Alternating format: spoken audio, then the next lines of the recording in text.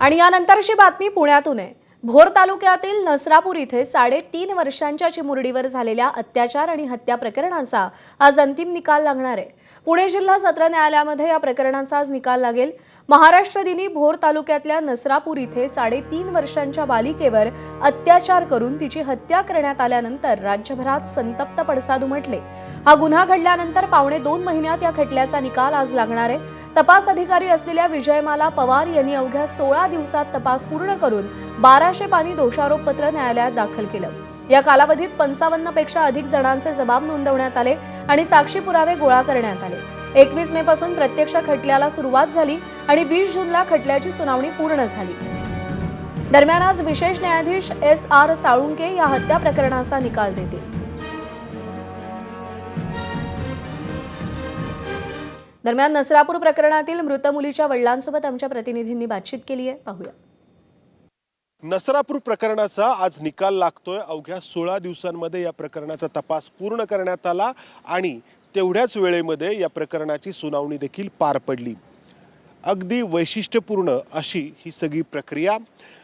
मात्र हा सगळा कालावधी ज्या कुटुंबावरती ही वेळ ओढवली त्यांच्यासाठी तेवढाच त्रासदायक होता। आपल्यासोबत त्या दुर्दैवी मुलीचे वडील आहेत। निकाल येतो आहे, पहिल्यांदा तुमची अपेक्षा या निकालाकडून आणि ही जी काही सगळी प्रक्रिया पार पडली आहे त्याबद्दल तुम्हाला काय म्हणायचं आहे? जशा आमच्या पहिल्या दिवसापासून मागण्या होत्या त्या मागण्या आमच्या सरकारने, प्रशासनाने, न्यायव्यवस्थेने आमच्या अपेक्षेप्रमाणे पूर्ण केलेल्या आहेत आणि 14 दिवसात चार्जशीट दाखल झालेली आहे आणि पुढे 16 ते अवघ्या 18 दिवसात निकाल लागतो आहे। त्यामुळे आज आम्ही नक्कीच समाधानी आहोत आणि आमची पहिल्यापासूनच मागणी होती की एक मुलीचा बाप म्हणून की त्याला मृत्यूदंडाची शिक्षा व्हावी। आज थोड्या वेळातच निकाल येईल। न्यायव्यवस्थेवरती माझा पूर्ण विश्वास आहेच आहे आणि न्यायदेवता जे म्हणेल ते आज आपल्याला लवकरात लवकर कळेलच। या सगळ्या कालावधीमध्ये तुमच्या मनात अनेक प्रश्न असतील प्रक्रियेबद्दल, कारण आपण पाहतो की खूप वेळ लागतो या सगळ्या प्रक्रियेला। तर तुम्हाला कधी वाटलं की आता नाही, हे सगळं वेगाने होत आहे? पहिल्या दिवसापासूनच पोलिसांची जी तपास यंत्रणा जी कामाला लागली त्यांनी दिवस रात्र मेहनत घेतली हे आम्ही प्रत्यक्ष डोळ्यांनी बघितलं, अनुभवलं आणि तेव्हापासूनच आम्हाला विश्वास बसला प्रशासनावरती, सरकारवरती की आमचं काम वेगात होतं आहे आणि जसं आमच्या मागण्या होत्या त्या सगळ्या पूर्ण होत आहेत। तुम्ही म्हटलात की मृत्यूदंडाची शिक्षा तुम्हाला अपेक्षित आहे या आरोपीकडून। आज हा निकाल इथल्या विशेष न्यायालयात सुनावला जाईल। त्याच्यानंतर अनेक प्रक्रिया आहेत, उच्च न्यायालय आहे, सर्वोच्च न्यायालय आहे। त्यानंतर जर फाशीची शिक्षा सुनावली गेली तर एक मर्सी पिटिशन देखील तो आरोपी फाईल करू शकतो। तर या सगळ्याबद्दल तुम्हाला काय म्हणायचं?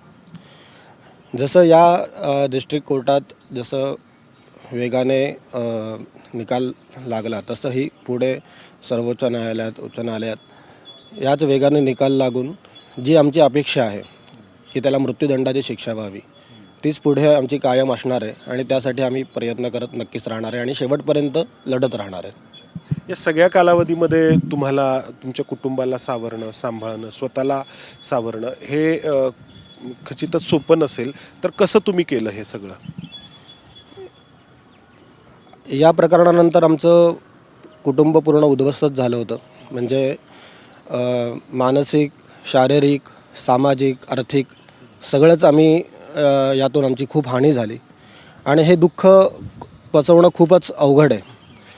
पण या दुःखातून आत्ता थोडंसं बाहेर पडतो आहे। आजही आम्ही रात्री दोघंही झोपेच्या गोळ्या घेऊनच झोपतो आहे। यातून माझे जे मित्रमंडळी असतील, माझं कुटुंब असेल, यांनी आम्हाला सावरण्याचा खूप प्रयत्न केला।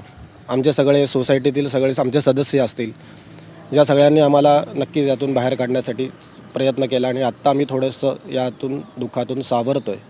त्यामुळे आहे प्रत्यक्षात फाशीची शिक्षेची अंमलबजावणी होणं गरजेचं आहे, बरोबर? नक्कीच। आणि त्यामुळं इथून पुढे देखील ही न्याय प्रक्रिया एवढ्याच वेगाने पार पडेल अशी या कुटुंबाची आणि आपल्या सगळ्यांची अपेक्षा आहे। कॅमेरामन अमोल गवाळेसह मंदार गुंजारी, ABP माझा, पुणे।